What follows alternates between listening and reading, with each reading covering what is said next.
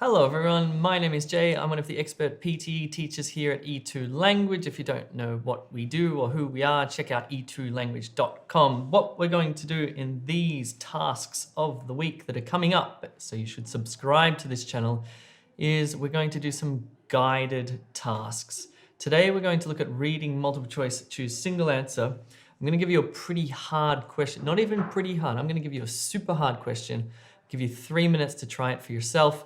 And then what I'll do is I'm going to deconstruct it, unpack it, reverse engineer it, and show you what the answer is and why the answer is the way it is, okay?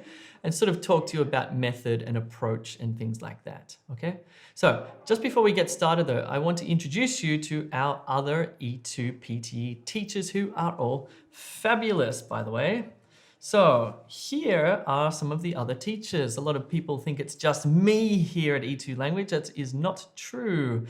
There's me, there's David, there's Danielle, there's Sasha, there's John, there's Megan, there's Rahila, Melinda, Anna, Colin, and Sarah. If you're interested in who we are and you want to take tutorials with us, have us mark your writing and speaking, join us in the live group classes that happen twice a day, 4 days a week, then just check out e2language.com. All right, let's get started. I'm going to give you 3 minutes. I really want you to apply yourself. Try to find the answer here, okay? Imagine it's test day. You have to try to get the answer. You've got 3 minutes. Your time starts now.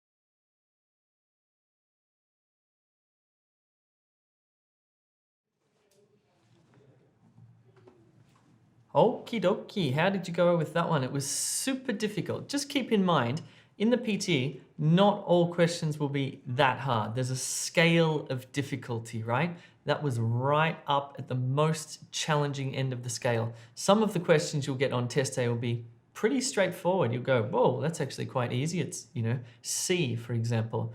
This one, we need to approach this differently. Blah, blah. All right, let's do that. Let's have a look. First of all, we need to read the question prompt carefully.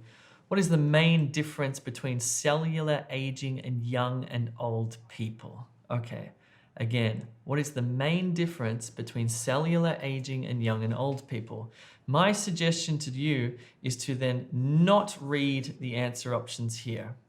You go straight from the question prompt to the text, okay? Read the text carefully. It's 110 words max. So you read it from beginning right to the end very deeply, keeping this question prompt in mind. Perhaps you'll come up with the answer and go, yay, I've got it. But with a question like this, we need to go through a process of elimination. We need to eliminate some of those answer options, get it down to maybe 2, because then at least we have a 50% chance of getting it right, okay? This is just how it works. All right, let's have a closer look. Okay, let's start with A here. A says, young people's bodies release inflammation-fighting enzymes more readily.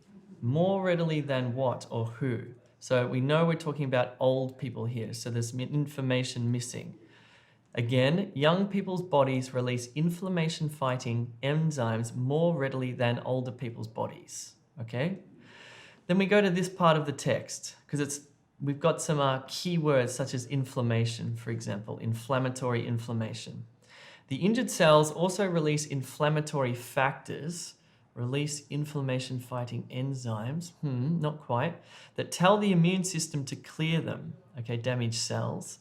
A younger person's immune system is healthy and is able to clear the damaged cells. So far, these two parts of the text are not saying the same thing. There's something also down here about inflammation and enzymes. Let's read it. They begin to accumulate. Damaged cells begin to accumulate, cause low-level inflammation, release enzymes. Young people's bodies release inflammation-fighting enzymes more readily. Does it say that anywhere in the text? Could you find that? I can't.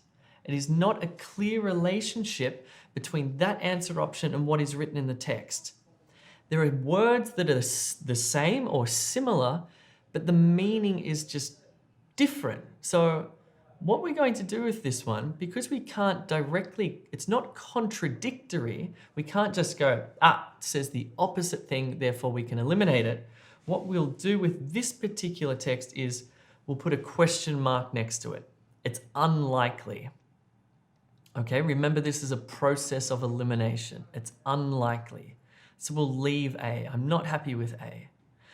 Let's look at C. We'll skip B. Let's look at C. The process of cellular senescence occurs in older people, not younger people. Well, at the beginning of the text, it says, as people age. It doesn't say older or younger, just as they age. They accumulate damaged cells. When the cells get to a certain level of damage, they go through an aging process of their own called cellular senescence. C, the process of cellular senescence occurs in older people, not younger people. It just doesn't say that. That's a contradiction of sorts, okay? I'm quite certain that C is not right. So I'm going to leave C. And I'm going to go to D. And it says, younger people have healthier immune systems and can store damaged cells more easily. Well, the text says a younger person's immune system is healthy and is able to clear the damaged cells. Have a look at these two verbs and how contradictory they are. Clear versus store. That is definitely a contradiction. So I'm going to leave that one. That one's not right. And I'm going to look at E. Inflammatory factors inhibit older people's ability to clear senescent cells. Okay, inflammatory factors. There's something here about inflammatory factors. Inhibit older people's ability to clear senescent cells.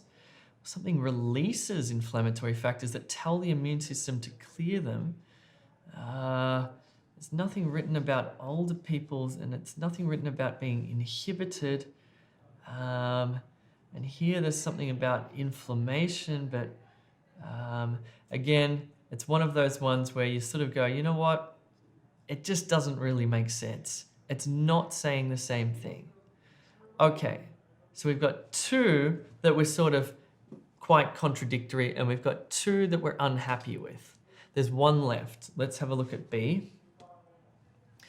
It says damaged cells build up in old people, whereas in young people they don't. Okay, so what's the main difference between cellular aging in young and old people? B, damaged cells build up or accumulate in old people, whereas in young people they don't. The text says a younger person's immune system is healthy and is able to clear the damaged cells, but as people age, they aren't removed as effectively, thus they begin to accumulate. These two say the same thing. Build up, aren't removed, or accumulate is the same language there. These two, they just say the same thing, but just in different words. And this is the main difference here, okay? This is the sort of central part of the text. This, in other words, is the correct answer. So, what did we learn? Well, when you're faced with a super challenging question like this on test day, you're going to go through some feelings of frustration. Because when we don't get meaning, when meaning isn't clear, it's frustrating to our brains. But this is the kind of process that you need to go through when you're practicing as well. Because ultimately, in the end, this feeling of frustration is temporary. Just keep that in your mind. It's very temporary. So just push through it and feel it. It's frustrating. You don't get it. But just remember, okay, A, not quite. Something's wrong. Question mark. C, contradiction. Cross. D, contradiction. Cross. E, not feeling it. Not quite right. Question mark. B, there's an association between the meaning here. This one says the same thing as this one, but just in different words. And it also, of course, answers that question prompt, which is critical. That's how you approach one of these questions. Even for a native English speaker who's very literate, the way that they would approach that would be like that, okay? They would still go through that process of trying to find the meaning, being frustrated, being unsure, and then finally going, I think this one is the best option from the 5, okay?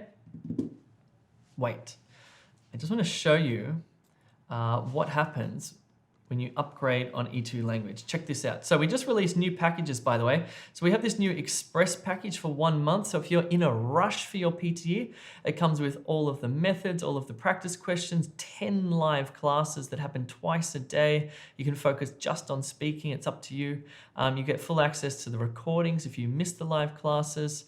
And you also get an automated study plan, heaps and heaps of material. It's $69. It's pretty good. Bronze, 3 months. Again, methods, practice questions, live class recordings, you get 20.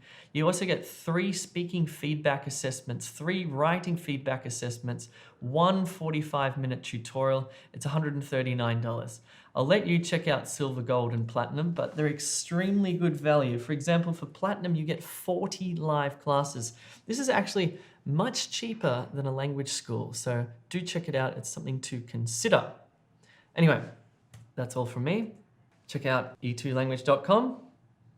Don't forget to subscribe to the channel. I'll see you very soon, maybe next week, for more guided tasks of the week.